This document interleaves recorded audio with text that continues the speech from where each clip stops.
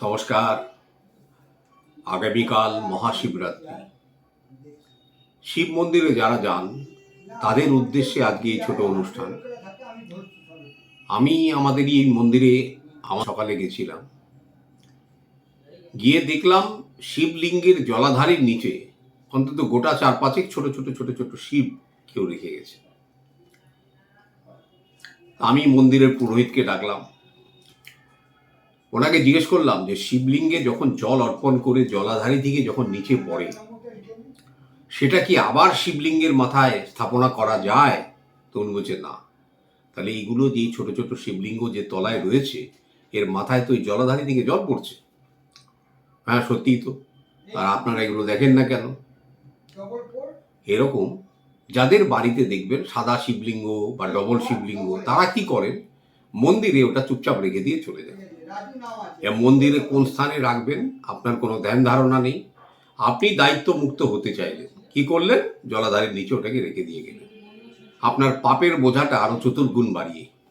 যাদেরই মনে করুন বাড়িতে সাদা শিব বা একের অধিক শিব লিঙ্গ রাখা আছে, তারা মন্দিরে চেষ্টা করবেন এমন কোনো রাখার জায়গা আছে কিনা যেখানে কোনো গাছ আছে বা কোনো শিলা আছে তার পাশে, অথবা গঙ্গা ঘাটে কোনো গাছের নিচে বা কোনো মন্দির যদি থাকে, যে স্থান উন্মুক্ত স্থান, সেখানে আপনি রাখার চেষ্টা করুন।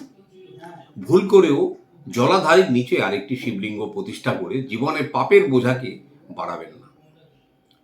অতঃপর ভক্তদের উদ্দেশ্যে বলছি, আপনারা আগামীকাল আপনাদের শ্রদ্ধা নিবেদন করবেন বাবাকে, অত্যন্ত শুভ উদ্যোগ। কিন্তু পরের দিন সকালবেলা একটু চেষ্টা করবেন মন্দিরটা পরিষ্কার করতে, কারণ সেই সময় যা অবস্থা হয়, এটা আমার গত 2 বছরের অভিজ্ঞতা। মানে একটি বস্তা আমাকে একা পূর্ণ ভর্তি করতে হয়েছিল এই ফুল বেলপাতা এইসব জিনিস নিয়ে।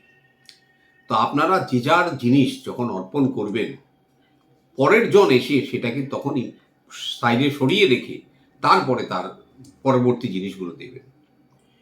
যদি একের পর এক আপনারা কেউ ফুল, কেউ বেলপাতা, কেউ বেল, কেউ কুল, কেউ নানান জিনিস দিয়ে বাবার লিঙ্গের ওপরে একের পর এক চাপাতে থাকেন, কেউ হয়তো একটা মিষ্টি রেখে গেলেন, পয়সা রেখে গেলেন, এইভাবে শিবলিঙ্গের ওপরটা অত্যন্ত ভারী হয়ে যায়। সবসময় দেখবেন শিবলিঙ্গের ওপরটা একটা কসমিক এনার্জির সঙ্গে কানেক্টেড থাকে। তার মাথা থেকে যে এনার্জিটা বেরোয়, সেটাকে আপনি সব দিক দিয়ে ঢাকা দিয়ে দিচ্ছেন। তো এটা করে কিন্তু না আপনার উপকার হবে, না 10-এর উপকার হবে। উপরন্তু যে আরেকজন ভক্ত যাবে, সে একটি সঠিকভাবে সে শিবের পূজাও করতে পারবে না। তো অনেক কিছু ধারণা আমাদের মধ্যে থেকেও নেই। সবাই ভাবে আমি কোনো রকম পার হয়ে গেলেই বোধহয় বাঁচি। কজন মানুষ আছেন বলুন তো দেখি, শিবলিঙ্গের মানে শিবরাত্রির ক্রিয়া করার পরের দিন আপনি মন্দিরে গিয়ে একটু পরিষ্কার করেছেন? আপনি জানেন মন্দির পরিষ্কার করলে আপনার জীবনে কি হয়? আপনার জীবনে অর্জিত যত পাপ, সেগুলো খণ্ডন হয়ে যায়। আপনাদের ধারণা, বদ্ধ ধারণা, যে আপনারা গঙ্গাসাগর বা কুম্ভতে স্নান করলে সমস্ত পাপ ধুয়ে যায়। কিছুটা তো যায়, কিন্তু পাপ ধোবার পরে যদি আপনার মানসিক অবস্থার পরিবর্তন না ঘটে, শুভ পরিবর্তন, তাহলে সেই পাপ চতুর্গুণ বর্ধিত হয়, এটা জেনে রাখবেন। আপনি মনে করুন পাপ কর্মে লিপ্ত, আপনি ভাবলেন আমি কুম্ভর মেলায় একটা ডুব দিয়ে আসলাম, আমার সব খণ্ডন হয়ে গেল, আবার এসে যথারীতি আপনার পুরনো অভ্যেসে ফিরে গেলেন। সেই পাপের বোঝা তখন 4 গুণ হয়ে আপনার মাথার উপর চেপে বসবে।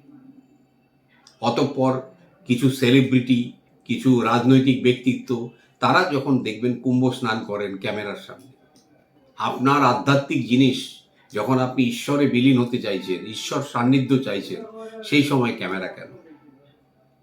এই জাতীয় জিনিসের পেছনেও কিন্তু পুণ্য লাভ থাকে না। যখনই আপনার উদ্দেশ্যটা প্রচার কেন্দ্রিক হয়ে যায়, তখনই ধর্ম কিন্তু আর আপনার সাথে থাকে না। আপনি কুম্ভতে অতি অবশ্যই স্নান করবেন, একটা 12 বছর বাদে বা 6 বছর বাদে, যেটাই হোক। এই যে একটা সংযোগ, এই সংযোগটা কিন্তু পূর্ণ লাভ হয় একটা গ্রহের কন্ডিশনে। বৃহস্পতি, রবি, চন্দ্র, মঙ্গল এগুলো এমন একটা জায়গাতে অ্যালাইন করে, সেই সময় একটা ন্যাচারাল একটা ঊর্জা, যেটাকে বলে এনার্জি, সেটা কিন্তু সেই সময় সৃষ্টি হয়। প্লাস দেখুন, যখন বিভিন্ন রকম সাধু সন্তদের পা সেখানে পড়ে, সেই জায়গাটা হয়ে যায় পুণ্যধাম। এবং যে সাধুরা দেখুন দীর্ঘদিন তপস্যায় মগ্ন থাকেন, তারাও এসে যখন সেখানে পা দেন, সেই ভূমি তখন পবিত্র ভূমি হয়ে যায়। এই জন্য গঙ্গাসাগর বা কুম্ভ, আমি কিন্তু গঙ্গাসাগরের কথাও বলছি, দুটোই কিন্তু একটা মহাপুণ্য স্নান।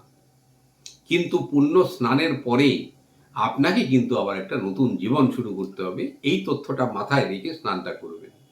আপনি পুণ্য স্নান করে আবার পাপ কর্মে যদি লিপ্ত হন, তাহলে বেটার এটা করবেন না। আমরা আসি ফিরে আবার শিবরাত্রির কথায়। তো যারাই মনে করুন শিব মন্দিরে যাবেন, মন্দির পরিষ্কারের একটা দায়িত্ব নিন।